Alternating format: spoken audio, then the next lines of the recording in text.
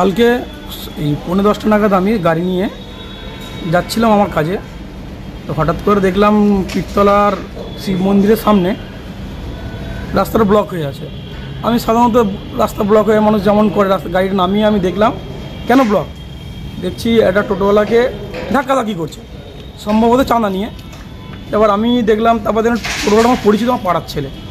টোটোওয়ালাটাকে যখন আমি ছাড়িয়ে দিতে চাইলাম, একটা অশান্তি হলে মানুষ যেটা করে যে ভাই তুই চলে যা, টোটোওয়ালাকে যে আমি ছাড়িয়ে দিলাম, টোটোওয়ালাকে ছাড়ানোর পর ওরা সবাই মিলে আমাকে ধরলো। ধরার পরে ধাক্কাধাক্কি হলো। ওরা ফোন করলো, 4-5টা ছেলে এলো, এসে প্রথম আমাকে মারধর করলো, ফেলে পাশে যাওয়া ছিল তাই দিয়ে মারলো। আমার গাড়িটাকে ফেলে দিয়ে গাড়িটাকে সম্পূর্ণ ভেঙে দিয়েছে গাড়িটাকে নিয়ে। তারপরে ওখানকার কয়েকজন লোক আমাকে ওখান থেকে রেস্কিউ করে আমাকে বাড়ি পাঠিয়ে দেয়। ওরা ঈদের চাঁদা তুলছিল। ওরা চাঁদা তুলতে পারে, তাতে কোনো আমার আপত্তি নেই। ওরা ওদের অনুষ্ঠান করবে, তুলতে পারে, কিন্তু কাউকে জোর জবরদস্তি করতে তো সেটা উচিত নয়। জোর জবরদস্তি করতে কাউকে কিছু আদায় করা যায় না। কি হয়েছে?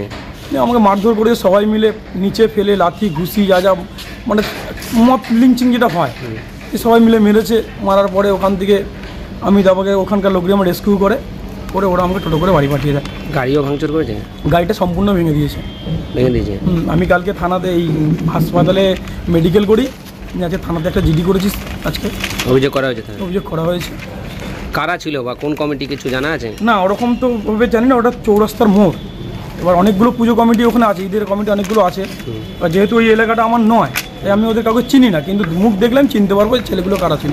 এমনি চিহ্নিত আলাদাভাবে নাম কিছু করা গেছে? না, আমি কাউকে নাম চিনতে পারিনি।